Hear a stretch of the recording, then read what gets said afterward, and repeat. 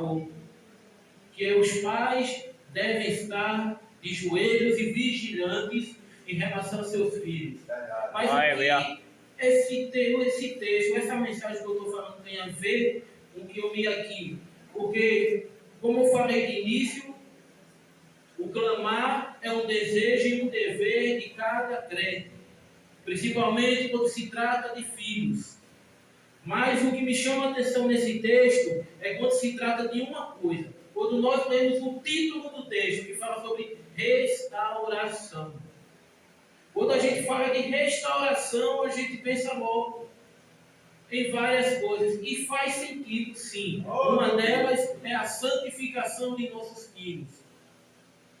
A restauração, hoje em dia, ela é tão importante para o nosso meio, que nós sabemos que no nosso meio tem tantas mães, tem tantos pais que vêm orando, pedindo para que Deus venha trazer seus filhos de volta para os caminhos do Senhor.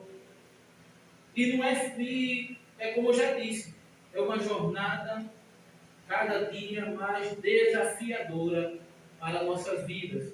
Mas como a gente vê aqui nesse texto, o profeta Jeremias ele estava falando da sua nação. Que quem lê o livro de Jeremias entende que é um livro que começa falando de um rei bom, que foi o caso do reinado do rei Josias, um homem que praticamente trouxe um avivamento para o reino do sul, Judá e Efraim. E o povo, na época de Josias, estavam buscando e adorando a Deus. Era um povo que estava no momento do seu apogeu. Por quê? De todos os reis que nós lemos aqui, depois de Davi, foi um dos únicos reis que não teve nenhuma culpa, não teve nenhuma brecha, a qual você pudesse ler e diz, e Josias cometeu um erro tal, a não ser o equívoco que ele teve em relação ao faraó Neco, que ele estava com o intuito de invadir a Síria. E houve uma confusão ali, que o rei de Judá, Josias, ele pensou que ele estava vindo contra o reino do sul. Mas a Bíblia diz que ele estava em luta com a Síria. O que aconteceu? Infelizmente, o rei, para se defender, teve que matar o rei contra a sua própria vontade. Mas diz a Bíblia que Josias foi um bom rei e o reino de Judá viveu um período de adoração e obediência à voz de Deus, obediência à lei de Deus. Ele foi aquele rei que tirou todas as estátuas que estavam ali, todos os ídolos, todos os bosques. Ele expulsou os garotos, os rapazes escandalosos. Eu vou tirar o microfone, porque pode ser que alguém se ofenda, porque para quem não entende, a palavra garotos escandalosos se fala de homossexuais. E ali, ele aboliu todo esse tipo de impureza do reino do sul. Mas, infelizmente, o seu reinado foi encurtado devido a esse pequeno equívoco. Mas, e diante começou a levantar outros reis, que não tinham o mesmo pensamento de Josias.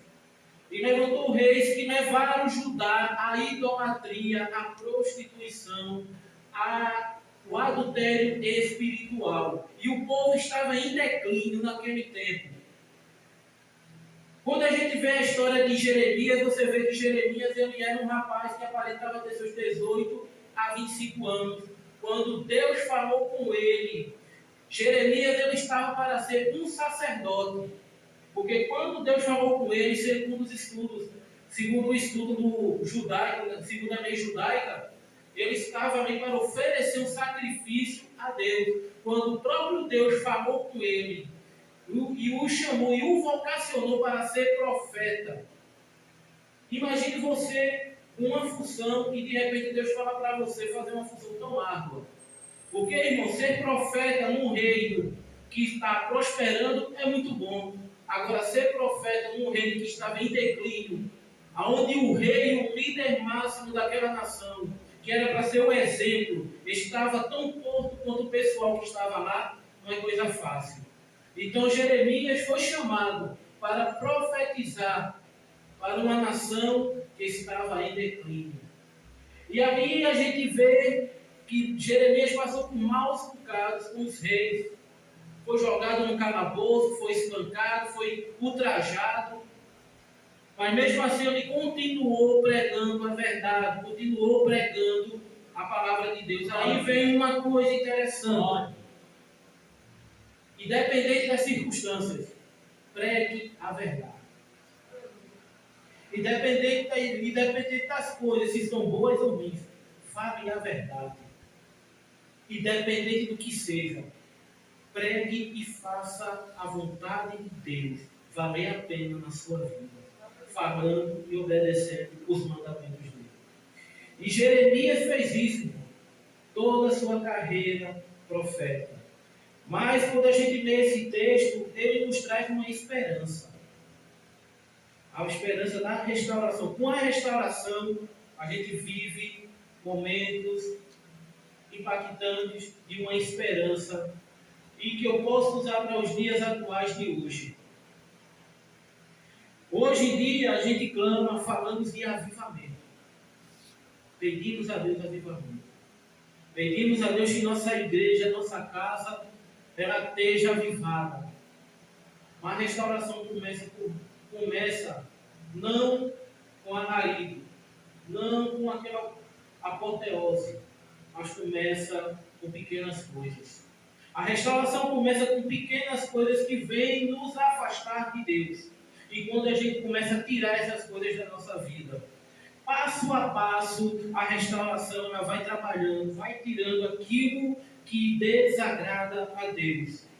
E quando nós assim entregamos os nossos filhos, a nossa família na mão de Deus, Deus ele tem um prazer em restaurar. Porque o avivamento não começa na igreja, não começa no templo.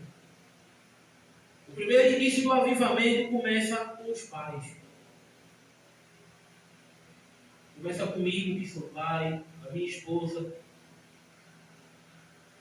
Começa comigo. Quando eu me prontifico a deixar que o Espírito de Deus ele me confronte e diga: tu tem que mudar isso e aquilo. Tu tem que tirar essas coisas da tua vida. Quando eu começo a me autopotenciar e deixar que o Espírito de Deus ele venha me guiar para o caminho que eu tenho que andar para que o avivamento, a restauração entre no meu lar, eu tenho que ser o primeiro. Juntamente com a minha companheira, minha esposa, né? Aí sim, nós podemos chegar em nossos filhos e dizer: meu filho, o caminho é esse aqui. Vamos andar por aqui.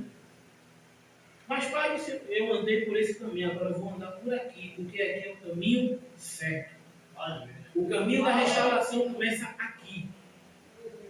O que acontece, irmão? De que adianta eu, como pai, obreiro da casa do Senhor,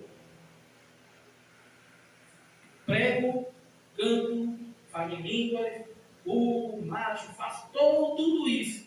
Como eu costumo dizer que eu não tenho nada contra, pelo contrário, eu gosto disso. Mas isso não vai, mas a restauração tem que começar por mim. De que adianta ter tudo isso e meus filhos desviados? De que adianta ter tudo isso e meu filho não poder dizer: meu pai é um homem de Deus? Porque o ministério, irmão, vocês que são jovens, já entendam que o ministério de vocês começa quando você começa a constituir uma família. Hoje vocês estão aprendendo a exercer o ministério. Mas o começo dele vai ser quando vocês estiverem com a sua família. Josué disse o quê? Eu e minha casa serviremos ao Senhor. Isso dá início de quê? Para que o meu legado, a minha diretriz, a minha jornada, o meu ministério, ser uma bênção. Meus filhos têm que ser uma prova viva de que Deus está atuando no meu ministério. O ministério é provado, Wellington, de um pastor, de um diácono, de um presbítero, de um líder. é quando a família dele está alinhada com ele. E quando seus filhos dão testemunho e testificam que você é homem de Deus. Quando seus filhos são crianças, adolescentes e jovens de Deus. Porque é assim, irmão. Eu fico feliz, mãe, quando eu chego aqui e vejo meus filhos aqui. Eu fico feliz. Porque eu já fui em lugares onde o pai é uma bênção, a mãe é uma bênção e os filhos estão tudo bem cuidados. E coisa boa é você criar seu filho no caminho do Senhor. Mas para quem começou agora em sua família e seus filhos ainda não estão no caminho, eu me digo uma coisa: clame. Ah, irmão, meu filho não é crente. Eu sou crente. O marido é crente, mas meu filho não é. Clame a ele. E ele vai responder. Clame. Lude pelo seu filho. Lude por ele, porque Deus ele vai fazer. Abrace. Ame. Não é fácil não. Mas abrace. Ame, porque Deus vai fazer. Deus ele há de restaurar. Porque como diz a palavra, ele irá restaurar. Ele é aquele que purifica pecado. Salmo 103, versículo 3. É Ele quem perdoa todas as nossas iniquidades e sara toda a nossa terra. Isaías capítulo 53, se me falha a memória, o versículo 4 e o 5 que diz: Ele tomou sobre si todas as nossas dores. O castigo que nos traz a paz estava sobre ele, pelas suas pisaduras fomos sarados. Glória a Deus. Segunda Crônicas, capítulo 7, no versículo 14. Se o meu povo, se não me falha a memória, se o meu povo que se chama pelo meu nome, se humilhar e orar, arrepender dos seus maus caminhos, eu ouvirei dos céus, perdoarei os seus pecados e sararei sua terra. Irmãos, o segredo é orar. A maior forma de você guerrear pelos seus filhos, pela sua família, irmão, é orando, é clamando. Se a gente orar, Deus ele vai responder. Se a gente orar, Deus ele vai restaurar, irmão. Deus ele vai fazer na nossa vida. Estamos vivendo em um tempo. A gente está vivendo num tempo complicado.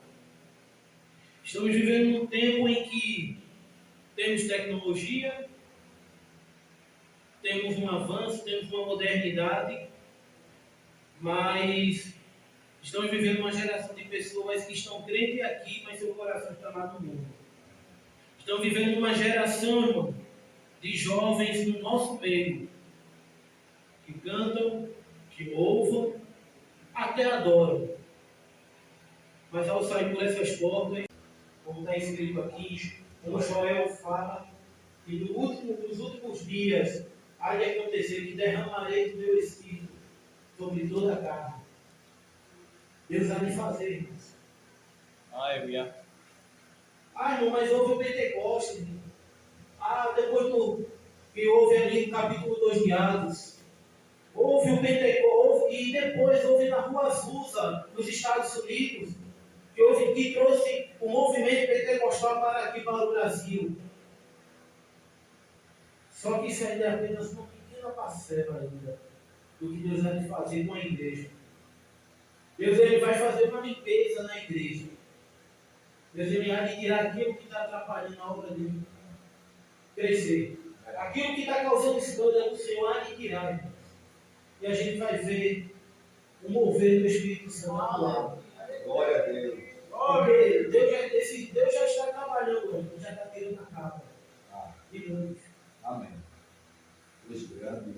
Está tirando a capa dos grandes. O evangelho que hoje em dia não é pregado, o verdadeiro evangelho não está sendo pregado em lugares. A igreja hoje em dia que deixou de pregar cruz e está pregando outros. O evangelho de todos. Aquilo que é para maciar o ego. Você entra cheio de pecado nessa igreja e sai e continua saindo com pecado. Agora pior, com ego amaciado. E Deus vendo o alto sublime trono e vendo tudo isso, e vendo cada dia que passa a igreja atual, a instituição caindo, declinindo, a imagem do verdadeiro Evangelho. Mas o Senhor tem promessa de restaurar a sua igreja. Aqueles que estão dormindo, o Senhor há de acordar. Glória a Deus. Deus há de derramar o seu poder sobre aqueles que são verdadeiramente de atabalho. E como já diz aqui a palavra de Deus, o que Joel falou vai acontecer. Deus há de restaurar nossos jovens. Vai entrar irmãs aqui, não só aqui, mas em todo lugar. Vai entrar irmãs aqui agradecendo que Jesus ele tirou seus filhos do lamaçal de pecado. Glória a Deus. Restaurou. Porque o tema é pais de joelho e filhos de pé. Então tem muito pai que está orando, tem pai que está orando, tem mãe que está orando. E Deus ele não vai deixar sem resposta, Deus vai trazer resposta. E com isso Deus vai trazer avivamento na sua igreja. Começando pelos lares. Começando a batizar com o Espírito Santo dentro do lar. De repente, irmãos, até mesmo antes de se converter, Deus vai abrir os olhos espirituais. E vão chegar por essas portas aqui chorando, querendo aceitar a Jesus. Porque, irmão, tem uma igreja orando. Mesmo que grandes instituições que se dizem igreja estão corrompidos, mas ainda há os rabiscos da terra. Ainda há aqueles que estão mesmo sendo da minoria, mas estão orando, estão buscando, e a igreja vai se levantar. E Deus está preparando um grande plano para levantar a sua igreja. Trazer de volta a ver o verdadeiro evangelho. Porque já é tempo. Estamos vivendo nos últimos momentos da igreja. E Deus ele não perde questão não. O diabo ele é perdedor, mas Deus ele é mais que vencedor. E como o diabo está aí rindo, Deus está fazendo um grande plano. E quando menos esperar, para a surpresa dele, para a derrota dele, a igreja vai se colocar de pé. Os jovens vão ficar de pé. Aleluia. Vai ter jovem profetizando, vai ter jovem pregando, arrebatamento da igreja, vai ter jovem cheio do Espírito Santo. Agora é para isso. Os pais têm que estar de joelho. Os pais têm que estar clamando. E essa palavra é para mim também. Essa palavra não é só para cada um que está aqui, não. É para mim. Porque antes de falar para a igreja, ela vem confrontando logo a mim. Está na hora, irmão, da gente se colocar mais de joelhos pelos nossos filhos. Mais uma vez, meu irmão. Sexta-feira vai pregar sexta. Quem? Sexta vai pregar o tema. É o tema. Sexta-feira. Oi. Tem sexta e sábado. Agradeça a Deus. Olha, agradeça. Queriam ver seu filho com a Bíblia aberta. Quantos pais queriam ver seus filhos cantando, louvando a Deus, ministrando?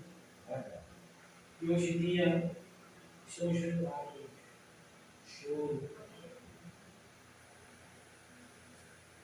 Mas a igreja vai estar de joelho. E aquele que está caído, Deus vai colocar no pé. Porque o Deus que eu e você servimos, Ele é um Deus fiel e verdadeiro para cumprir com as suas promessas. Amém?